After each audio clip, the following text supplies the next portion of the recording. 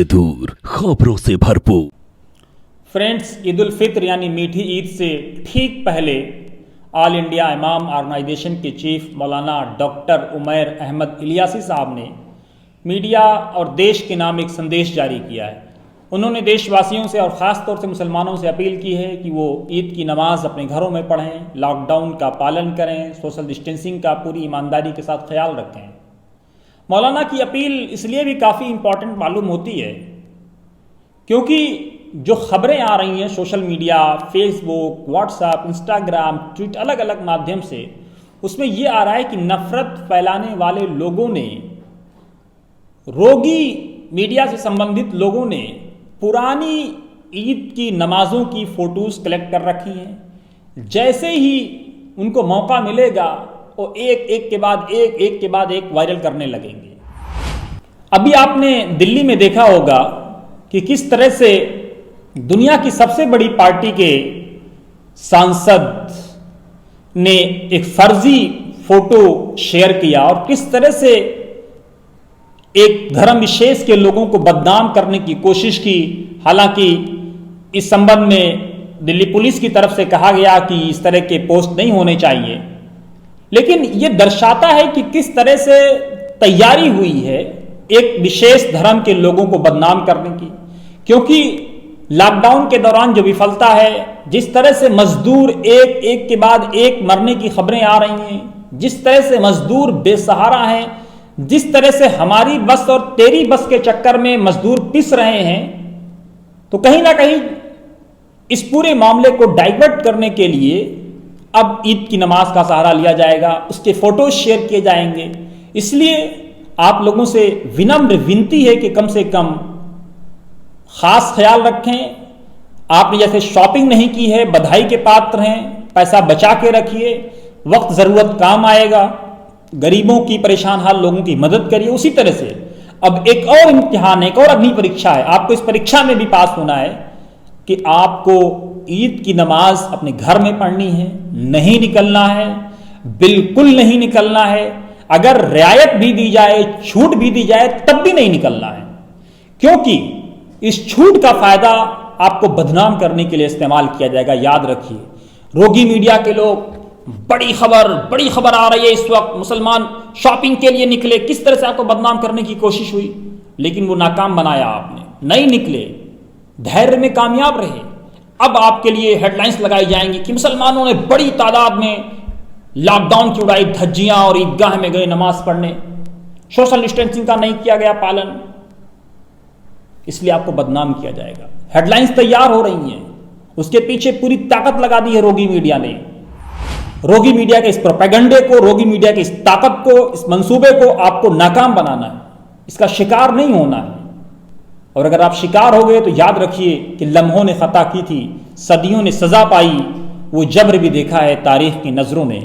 कैसे इस पूरे महामारी के प्रकरण को कैसे मुसलमानों से जोड़ा गया, तबलीगी जमात, मरकज, ये वो, लेकिन अब उसका बुखार ठंडा हो गया कि क्योंकि काट की हाड़ी बार बार नहीं चढ़ती है, तो अलग हाड़ी चढ़ाई जाएगी, अलग रायता दिया जाएगा, अलग तड़का दिया जाएगा, अलग खुशबू डाली जाएगी, अलग तरीके से उसको सजाया जाएगा और आपको बदनाम किया जाएगा।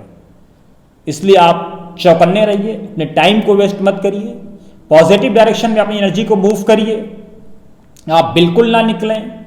और मौलाना उमैर अहमद इलियासी डॉक्टर साहब की इस वीडियो संदेश को आप सुनिए। अस्सलामु अलैकुम वरहमतुल्लाहि वबरकातुहू। मैं अपने तमाम भारतवासियों को और ख़ास तौर पर अपने मुसलमानों को ये एक अपील, गुजारिश करना चाहता हूँ। जैसा कि आप जानते हैं कि कोरोना वायरस, ये वबा पूरी दुनिया में फैली हुई है और ख़ास तौर पर हमारे भारत के अंदर भी फैली है और बहुत तेज़ी से बढ़ रही है। ये बहुत दुख की बात है। हमने जिस तरह से आपके सामने पहले भी गुजारिश की थी, रमज़ान आने से पहले और रमज़ान के बीच में भी, कि चूँकि लॉकडाउन चल रहा है और उसमें सब मस्जिदें बंद थीं, उसके बावजूद हम सब ने लॉकडाउन का पालन किया और उस गाइडलाइंस का भारत सरकार की जो हमको दी गई थी उसका पूरा पूरा हमने पालन किया। हम घर से बाहर नहीं निकले। हमने रमज़ान के महीने में अपने घरों में रोज़े रखे, अपने घरों के अंदर हमने नमाजें पढ़ी और हमने सबने दुआएं करी हैं। ये बरकत का महीना है, ये रहमत का महीना है, ये मांगने का महीना है।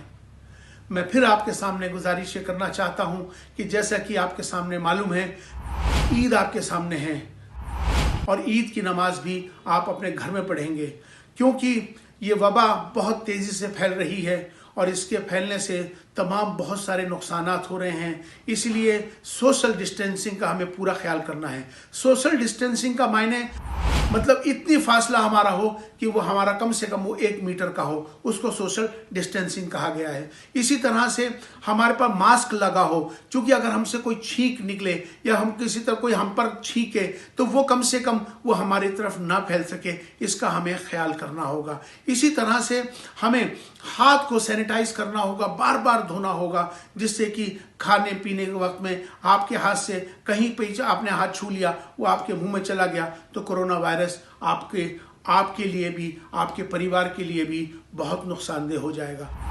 ईद के दिन भी हमें बाहर नहीं निकलना है, क्योंकि हमने सबसे ये ऐलान किया है कि ये वबा पूरी फैली हुई है, तो हम बाज़ारों में ना जाएं।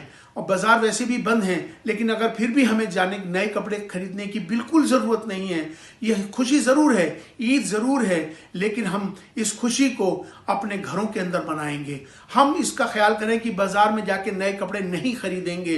उन पैसों से हम गरीबों को पैसे बांटेंगे। उस पैसे से गरीब जो आपका पड़ोसी है, भूखा है, उसको खाना खिलाएंगे। ऐसे मुस्तहिक लोग हैं जिनके रोज़गार, उनके कारोबार ख़त्म हो चुके हैं, उन पैसे को हम उन लोगों तक बांटेंगे। यही तो ईद है। दूसरों की खुशियों में तो हमारी खुशियां हैं, दूसरों की अच्छाई में हमारी अच्छाइयां हैं। यही तो ईद है। ईद खुशी का नाम है। जब दूसरा खुश होगा तो हमको खुशी मिलेगी, तो हम दूसरों को खुशी पहुंचाएं और गले नहीं मिलेंगे।